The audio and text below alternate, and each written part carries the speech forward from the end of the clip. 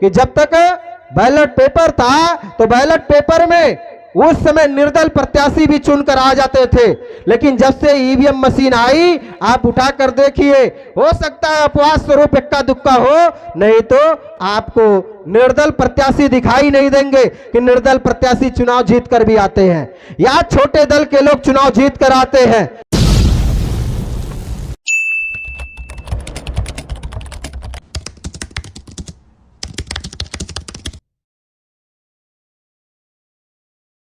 एवं राष्ट्रीय मूल्यवासी संघ भारत मुक्ति मोर्चा के द्वारा एक दिवसीय उत्तर प्रदेश राज्य स्तरीय प्रबोधन कार्यक्रम अंबेडकर नगर में हो रहा है और इस कार्यक्रम के उद्घाटक डॉक्टर नंदलाल साहब, राष्ट्रीय उपाध्यक्ष इंडियन मेडिकल प्रोफेशनल एसोसिएशन नई दिल्ली। आज के इस कार्यक्रम के मुख्य अतिथि माननीय चौधरी विकास पटेल, राष्ट्रीय अध्यक्ष राष्ट्रीय पिछड़ा वर्ग मोर्चा नई दिल्ली, माननीय प्रवेंद्र प्रताप सिंह, राष्ट्रीय अध्यक्ष बहुजन मुक्ति पार्टी नई दिल्ली, आयसुती निशा मिश्रा में, राष्ट्रीय उपाध्यक्ष बहुजन मुक्ति पार्टी नई दिल्ली। आज की इस कार्यक्रम में प्रमुख उपस्थिति माननीय सरदार चौधरी प्रोफेसर राम सुरेश वर्मा, राष्ट्रीय अध्यक्ष राष्ट्रीय किसान मोर्चा नई दिल्ली। जो साथियों, आज की तारीख में सरदार चौधरी राम सुरेश वर्मा साहब को आप लोगों ने बोलते हुए भी सुना होगा कि मैं मटियालोजी से पीएचडी हूं, तो आए दिन आप लोग सुनते भी है, तो इसलिए मैंने उनको, वो कहते मैं पीएचडी हूं, तो मैं कहा कि आज वो फिर उनको प्रोफेसर ही हम लोग कह देते हैं।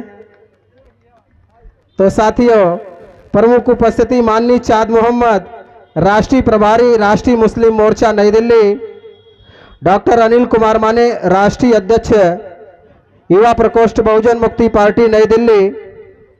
साथियों, आज के इस कार्यक्रम की जो विषय है, वोट का अधिकार या शासक बनने और बनवाने का अधिकार है, लेकिन गैर संवैधानिक ईवीएम मशीन द्वारा वोट के अधिकार को शून्य करना या शासक जातियों का एक षड्यंत्र, एक गंभीर विश्लेषण।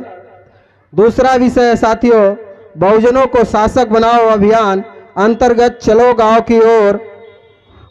गांव की बूथ की ओर एक विश्लेषण। तो साथियों, आज इसमें विशेष जो मुद्दा है कि वोट का अधिकार या शासक बनाने का अधिकार है, और आज ये इलेक्ट्रॉनिक वोटिंग मशीन के माध्यम से आपके वोट के अधिकार को शून्य किया गया।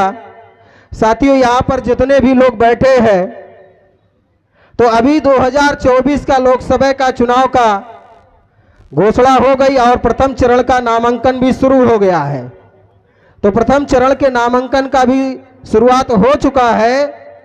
तो साथियों, देश में किसी भी आदमी को, मतलब देश में किसी भी इंसान को यदि चुनाव लड़ना है, तो वो चाहे देश की संसद का हो या फिर ग्राम पंचायत की संसद का हो, उसे कोई भी चुनाव लड़ना है, वो चाहे ग्राम पंचायत का सदस्य ही बनना चाहता है, तो उसके पास यदि वोट का अधिकार है तो ही वो चुनाव लड़ सकता है। अगर उसके पास वोट का अधिकार ही नहीं है तो वो चुनाव नहीं लड़ सकता है। तो साथियों, आपको एक वोट का अधिकार डॉक्टर बाबा साहब अम्बेडकर ने भारत के सभी इंसानों के लिए बराबर रखा कि सभी को वोट का अधिकार बराबर है। तो सभी को वोट का अधिकार बराबर है, तो ये वोट का अधिकार साथियों कि अभी राजा रानी के घर में पैदा नहीं होगा, बल्कि बैलेट बॉक्स से पैदा होगा।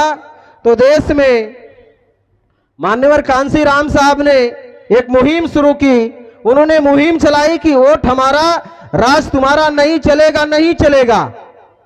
वोट हमारा, राज तुम्हारा नहीं चलेगा, नहीं चलेगा। और दूसरा उन्होंने कहा, जो अपने वोट को बेचता है वो अपनी बहन बेटी को बेचता है। तो साथियों, शासक वर्ग को समझ में आया और शासक वर्ग को लगा कि अभी वोट इनके लोगों के पास में है और ये वोट बेचना भी बंद कर दे रहे हैं।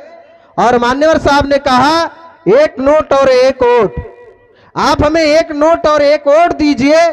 तो साथियों, इस देश के अंदर जो लोग रिक्शा चलाने वाले लोग थे, जो जूता सिलने वाले लोग थे, जो गाय भैंस चराने वाले लोग थे, जो खेती बाड़ी करने वाले लोग थे, वो सभी लोग इस देश के अंदर शासक बनने की दिशा में आगे बढ़ने लगे। जब शासक बनने की दिशा में आगे बढ़ने लगे तो शासक वर्ग को इसका बहुत ज्यादा मिर्ची लगना शुरू हुआ कि अभी इस देश का राजा कौन होगा, तो इस देश का राजा किसान होगा, इस देश का राजा मजदूर होगा, इस देश का राजा किसान का बेटा होगा, इस देश के राजा ये 85% मूल निवासी बहुजन समाज के लोग होंगे। तो ये 85% मूल निवासी बहुजन समाज के बेटे बेटी राजा ना हो तो इसके लिए क्या करना होगा, तो इसके लिए शासक वर्ग ने इलेक्ट्रॉनिक वोटिंग मशीन लाया। ये इलेक्ट्रॉनिक वोटिंग मशीन लाया तो साथियों आज भी बहुत से लोग ये कहते हैं कि भाई इलेक्ट्रॉनिक वोटिंग मशीन में किसी प्रकार का घोटाला नहीं होता है। यहां तक कि मुख्य चुनाव आयुक्त ने खुद ही अपनी प्रेस कॉन्फ्रेंस में उन्होंने कहा कि किसी भी प्रकार का ईवीएम से घोटाला नहीं होता है। तो साथियों हम लोगों को, क्योंकि आज की तारीख में बहुत ज्यादा लोगों के अंदर शिक्षा हो गई है, हम लोग जब कक्षा 9 में पढ़ने के लिए गए तो कक्षा 9 में पढ़ते समय ही हमें एक निबंध लिखने के लिए आया और उस निबंध में दिया गया कि विज्ञान आविष्कार और अभिशाप, विज्ञान आविष्कार और अभिशाप। ऐसा हमें कक्षा 9 में ही निबंध में लिखने के लिए आया कि विज्ञान का अगर आप सदुपयोग करते हैं तो आविष्कार होगा, अगर उसका दुरुपयोग करेंगे तो ये अभिशाप होगा। आज की तारीख में साथियों ये जो इलेक्ट्रॉनिक वोटिंग मशीन है, ये इलेक्ट्रॉनिक वोटिंग मशीन ये दुरुपयोग किया जा रहा है। शासक वर्ग साथियों जब बैलेट पेपर से चुनाव होते थे तो बैलेट पेपर के चुनाव में आप लोग पूरे चुनाव को उठाकर देख लीजिए, जब तक बैलेट पेपर से चुनाव हुआ है किसी की भी मेजॉरिटी की सरकार नहीं बनी है। आप उठाकर देख लीजिए भारत का चुनावी इतिहास देख लीजिए कि जब तक बैलेट पेपर था तो बैलेट पेपर में उस समय निर्दल प्रत्याशी भी चुनकर आ जाते थे, लेकिन जब से ईवीएम मशीन आई आप उठाकर देखिए, हो सकता है अपवाद स्वरूप इक्का दुक्का हो, नहीं तो आपको निर्दल प्रत्याशी दिखाई नहीं देंगे कि निर्दल प्रत्याशी चुनाव जीत कर भी आते हैं या छोटे दल के लोग चुनाव जीत कर आते हैं। साथियों ये जो इलेक्ट्रॉनिक वोटिंग मशीन है, ये इलेक्ट्रॉनिक वोटिंग मशीन के माध्यम से केवल हम ही नहीं कह रहे हैं बल्कि सुप्रीम कोर्ट ने यह स्वीकार किया। सुप्रीम कोर्ट ने स्वीकार क्या किया? सुप्रीम कोर्ट ने स्वीकार किया, हम ये बातें नहीं कह रहे हैं। सुप्रीम कोर्ट के 3-3 आदेश हैं और वो 3-3 आदेश में सुप्रीम कोर्ट कहता है कि जो इलेक्ट्रॉनिक वोटिंग मशीन है, यह electronic voting machine free, fair and transparent नहीं है।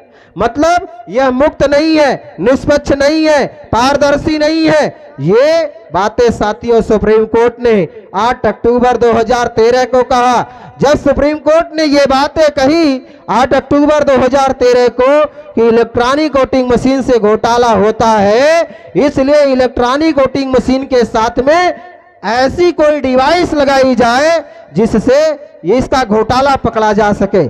तो इसका घोटाला पकड़ा जा सके तो इसके लिए साथियों सुप्रीम कोर्ट ने चुनाव आयोग को आदेश दिया कि इसके साथ में वीवीपीएटी लगाई जाए।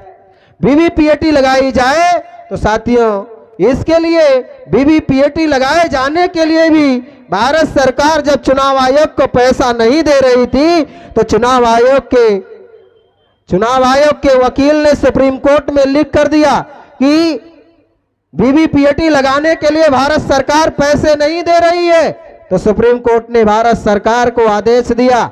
भारत सरकार ने 3,567 करोड़ रुपए वीवीपीएटी मशीन लगाने के लिए दिया और वीवीपीएटी मशीन लगाई गई। तो वीवीपीएटी मशीन के ऊपर भी साथियों जब वीवीपीएटी लग गई तो साथ इस पर लेकर वीवीपीएटी की पर्ची की गिनती नहीं की जा रही थी, इसलिए आदरणीय वामन मेश्राम साहब सुप्रीम कोर्ट गए और सुप्रीम कोर्ट जाने से साथियों 24 अप्रैल 2017 को दूसरा जजमेंट आता है कि इलेक्ट्रॉनिक वोटिंग मशीन के साथ में जो वीवीपीएटी लगाई गई, ये वीवीपीएटी लगने पर अगर किसी भी विधानसभा या लोकसभा में कहीं पर भी डिस्प्यूट होता है, कोई विवाद खड़ा होता है, तो ऐसी परिस्थिति में बीवीपीएटी की पर्ची की काउंटिंग की जानी चाहिए, बीवीपीएटी की पर्ची की काउंटिंग की जानी चाहिए। लेकिन साथियों उसके बाद भी बीवीपीएटी की पर्ची की काउंटिंग नहीं की गई। और उसके बाद साथियों कांग्रेस और कांग्रेस के साथ में 21 दलों के लोग कोर्ट में आते और वो कहते हैं कि इलेक्ट्रॉनिक वोटिंग मशीन के साथ में जो बीवीपीएटी लगाई गई उस बीवीपीएटी की पर्ची की 50% काउंटिंग की जाए, 50% काउंटिंग की जाए। और ये फैसला भी साथियों फरवरी 2021 को आया, लेकिन आज तक साथियों किसी भी विधानसभा या लोकसभा में कहीं पर भी बीवीपीएटी की पर्ची की गिनती नहीं की गई। इसलिए साथियों और अभी तो ये भी सामने आया कि इलेक्ट्रॉनिक वोटिंग मशीन से जब आप बटन दबाते हैं तो बटन दबाने के बाद कितने देर के लिए आपको दिखाई देना चाहिए, तो केवल 7 सेकंड के लिए आपको दिखाई देगा कि आपने जिसको वोट डाला उसे वोट गया है। तो 7 सेकंड के लिए दिखाई देगा, 7 सेकंड के बाद उसकी लाइट भी बुझ जाएगी। जब उसकी लाइट बुझ जाएगी तो साथियों ऐसी परिस्थिति में वास्तव में जिसको हमने वोट दिया उसी को वोट गया, उसी की पर्ची कटकर नीचे गिरी है कि दूसरी कोई गिरी है, इसकी क्या गारंटी है। तो साथियों इस प्रकार से ये जो इलेक्ट्रॉनिक वोटिंग मशीन है, ये इलेक्ट्रॉनिक वोटिंग मशीन ने जो हमें इस देश में डॉक्टर बाबा साहब अम्बेडकर ने राजा बनने का अधिकार दिया, वो राजा बनने का अधिकार छीनने का काम आज की तारीख में चुनाव आयोग कर रही है। इसलिए साथियों आज ये चुनाव के समय पर भी अपने इस समाज के लोगों को संबोधित करने के लिए, समाज को जागृत करने के लिए, उनको जागृत करके कि इसके लिए साथियों हमें क्या करने की आवश्यकता है। तो आज इस कार्यक्रम की अध्यक्षता आदरणीय वामन मेश्राम साहब राष्ट्रीय अध्यक्ष वामसेप एवं भारत मुक्ति मोर्चा करेंगे। तो वो आप लोगों को निर्देश देंगे कि आपको क्या करने की जरूरत है, तो ये बताया जाएगा। साथियों मुझे इस मौके पर इतनी ही बात कहनी है। इसके लिए साथियों आप सभी लोगों को आभार, धन्यवाद। जय मूल्यवासी।